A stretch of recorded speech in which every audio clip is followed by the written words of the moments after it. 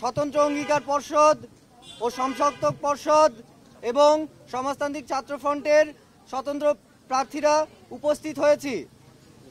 আমাদের শুভেচ্ছা গ্রহণ করুন। ৩৩ বছর পর অনুষ্ঠিত হচ্ছে জাকসু নির্বাচন, অথচ ক্রমেই এই উৎসব মুখর আয়োজন আমাদের জন্য দুঃস্বপ্নের বার্তা বয়ে আনছে। হলে হলে ভোট গ্রহণ সংক্রান্ত নানা অসঙ্গতির কথা আপনারা ইতোমধ্যেই জানতে পেরেছেন। নির্বাচন কমিশনের নিষ্ক্রিয়তা, অব্যবস্থাপনা ও অথর্বতা এই সমগ্র নির্বাচনের ন্যায্যতাকে প্রশ্নবিদ্ধ করেছে। আমরা বেশ কিছুদিন ধরে লক্ষ্য করেছি এই নির্বাচনকে কেন্দ্র করে বিশ্ববিদ্যালয় প্রশাসনের ও নির্বাচন কমিশনের সর্বোচ্চ অসহযোগিতা, পক্ষপাত দুষ্টতা ও সুষ্ঠু নির্বাচন অনুষ্ঠিত করার চূড়ান্ত অনিচ্ছা। এর প্রমাণ আমরা পাই যখন জহির রায়হান মিলনায়তনে নির্বাচন কমিশনের সাথে প্রার্থীদের প্রথম এবং আশ্চর্যজনকভাবে একমাত্র মতবিনিময় সভায় চূড়ান্ত অগণতান্ত্রিক ও পক্ষপাত দুষ্টতার মধ্য দিয়ে জাকসুর আয়োজন শুনেছি। চূড়ান্ত ভোটার তালিকা প্রকাশিত হবার পরও একজন ভিপি প্রার্থিতা বাতিল, হাইকোর্টে প্রার্থিতা বহাল রাখার নোটিশ আসার পরও চেম্বার কোর্টে পুনরায় কেস উত্থাপন করে ব্যালট পেপার ছাপা হয়ে গেছে এই অজুহাতে তার প্রার্থিতা পুনরায় বাতিল করা হয়।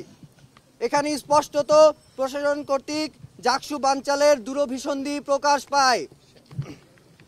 ডোপ টেস্ট বাধ্যতামূলক করা হলেও কিছু প্রার্থী ডোপ টেস্টে অংশগ্রহণ করেনি।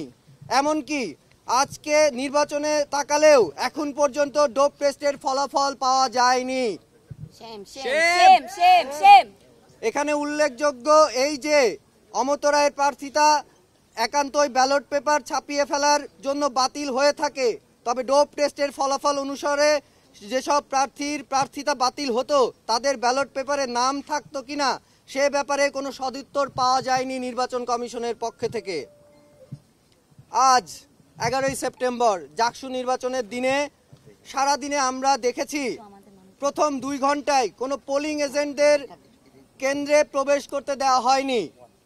উল্লেখ্য যে গতকাল রাত 2টায় নির্বাচনের ঠিক 5 ঘন্টা আগে পোলিং এজেন্টের প্রবেশের ব্যাপার নিশ্চিত করা হয়। তবুও আজ সকালে বিভিন্ন কেন্দ্রে প্রার্থীদের স্বাক্ষর, পোলিং এজেন্টদের ছবি ইত্যাদি নতুন নতুন বাহানা এনে তাদেরকে অন্তত 2 ঘন্টা পর প্রবেশ করতে দেওয়া হয়। পোলিং এজেন্ট এ ব্যাপারে প্রশ্ন করলে প্রভোস্টরা উত্তর দেয় তাদের উপরে আস্থা রাখতে। বিভিন্ন ভোট কেন্দ্রে ভোট নিশ্চিতকারী আঙুলের কালি সকাল থেকেই দেওয়া হয়নি।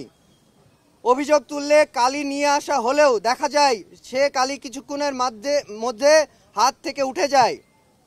নির্বাচনী বিধিমালা লঙ্ঘন করে বিভিন্ন ভোট কেন্দ্রে বিশেষত ছাত্রী হলে দেখা গেছে একটি নির্দিষ্ট প্যানেলের ছাত্র শিবিরের লিফলেট হাতে হাতে সরবরাহ করা হচ্ছিল। এমনকি জাহানারা ইমাম হলে একটি বুথের মাঝে 2টি প্যানেলের লিফলেট সাজিয়ে রাখতে দেখা যায়। এটি সুষ্ঠু নির্বাচন ব্যাহত করে। এমনকি জাহানারা ইমাম হলে মেয়েদের মারধরের অভিযোগ পর্যন্ত পাওয়া গেছে। 10% বেশি ব্যালট পেপার ছাপিয়ে এই প্রশাসন প্রহসন করেছে। এমনকি আজ বিভিন্ন ভোট কেন্দ্রে অতিরিক্ত ব্যালট পেপার সরবরাহ করা হয় এবং বিভিন্ন স্থানে পড়ে থাকতেও দেখা গেছে। একই সঙ্গে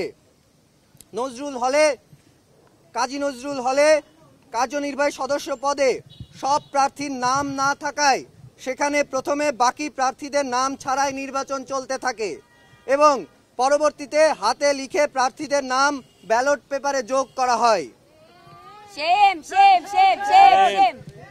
নারী হলে পুরুষ প্রার্থী প্রবেশ, ভোটার লিস্টে ছবি না থাকা, আঙুলে কালির দাগ না দেওয়া, ভোটার হওয়ার পরও তালিকায় নাম না থাকা, ভোটারের তুলনায় ব্যালট বেশি ছাপানো, লাইন জ্যামিং, বহিরাগতদের আনাগোনা ইত্যাদি অনেক অনিয়ম, অব্যবস্থাপনা আর গাফিলতির কারণে এই নির্বাচনকে ঘিরে অনেক সন্দেহ আর প্রশ্ন ওঠার পরিবেশ সৃষ্টি হয়েছে।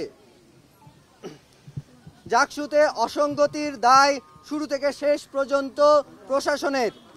নির্বাচন কমিশন এবং প্রশাসনের চূড়ান্ত অব্যবস্থাপনা, গাফিলতি, ব্যর্থতার কারণে এই ইলেকশনের ক্রেডিবিলিটি নিয়ে যে কারো মনে প্রশ্ন উঠতে বাধ্য।